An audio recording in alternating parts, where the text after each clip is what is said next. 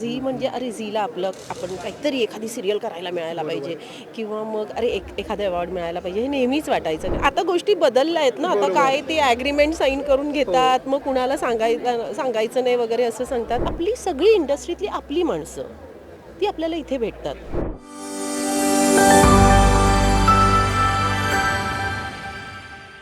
नमस्कार, मी नितीन मोरे. लेट्सअप मराठीमध्ये तुमच्या सगळ्यांचं स्वागत करत आहे.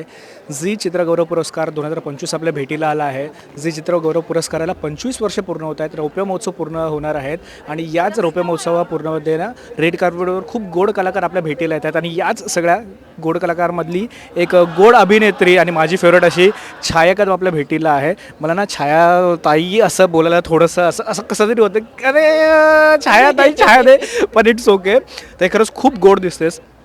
साधी सिंपल साडी. मला तर असं वाटतं की अवॉर्ड शोला जाणं म्हणजे झगामगा म्हणून जाण्यामध्ये काही अर्थ नाही आहे. नॉर्मलसुद्धा आपण सुंदर असू शकतो.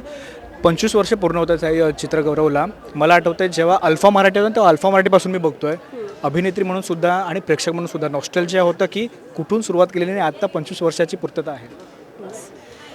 हां, खरं तर खूप भारी वाटतंच आहे. कारण मी कामाला सुरुवात केली तेव्हापासून म्हणजे झी अवॉर्ड्स किंवा झी म्हणजे अरे झीला आपलं आपण काहीतरी एखादी सिरियल करायला मिळायला पाहिजे किंवा मग अरे एखादा अवॉर्ड मिळायला पाहिजे हे नेहमीच वाटायचं. कारण झीमध्ये एक कौतुकाची थाप आहे आणि नाही म्हटलं तरी प्रत्येक कलाकाराला असं थोडं ग्लॅमरचं जे असतं ना ते हे पूर्ण ग्लॅमरने भरलेली दुनिया असं वाटायचं. त्यामुळे असं वाटायचं तर कधीतरी आपण इथे पोहोचायला पाहिजे.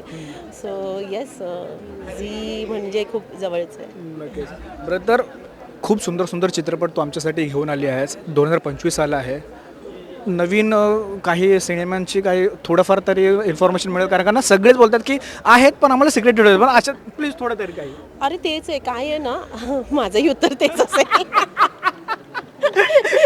कारण की ना आता गोष्टी बदलल्या आहेत ना. आता काय ते ॲग्रीमेंट साईन करून घेतात, मग कुणाला सांगायचं नाही वगैरे असं सांगतात. पण एवढंच सांगेन की येस, वेगवेगळ्या सिनेमांमधून आणि वेगवेगळ्या भूमिकांमधून नवीन वर्षातही तुम्हाला भेटेनच आणि तुम्हाला माझं काम आवडेल. म्हणजे प्रयत्न तसाच असतो माझा नेहमी. प्रयत्न प्रश्नच नाही, ते प्रयत्न चुकीचं काम आवडतंच तुझं आम्हाला.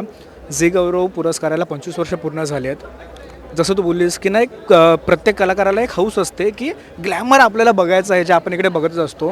पण एक प्रेक्षक म्हणून तुझ्यासाठी झी गौरव चित्र पुरस्कार हा किती जवळचा आहे, कारण का मी जसं बोलत असं की अल्फापासून बघत आलो आहे तेव्हाच्या त्या मालिका, तेव्हाचे ते चित्रपट प्रेक्षक म्हणून किती जवळचा आहे. प्रेक्षक म्हणून खरं तर खूप जवळचं आहे. कारण आतापर्यंत मी खरं सांगायचं तर एवढी वर्ष काम करते, मी प्रेक्षक म्हणूनच ह्या झी अवॉर्डकडे बघत आले. कारण की अजूनपर्यंत एकही झीचा अवॉर्ड माझ्या घरी इंटरनॅशनल अवॉर्ड्स आहेत, पण काही हरकत नाही. काही हरकत नाही, प्रेक्षकांच्या मनामध्ये घर केलं आपण, ते महत्त्वाचं आहे. येस, शेवटी तेच आहे.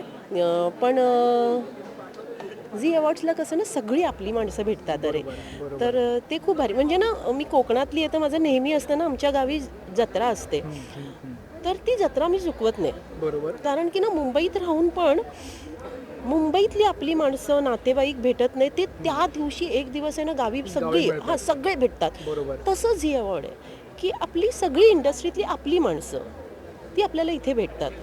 काहींचं आपल्याबरोबर छान जमतं, काहींबरोबर काहीतरी थोडंसं बिनेसलेलं असतं, काही असतं, पण सगळी आपली माणसं असतात. ती सगळी माणसं इथे भेटतात ना, त्यामुळे माझ्यासाठी स्पेशल आहे झी अवॉर्ड. नाही, खरंच खूप भारी वाटतं. तुर्तास मी इथे थांबवतो. येस, 16 सुरू झाला आहे, 16ला जायचं आहे.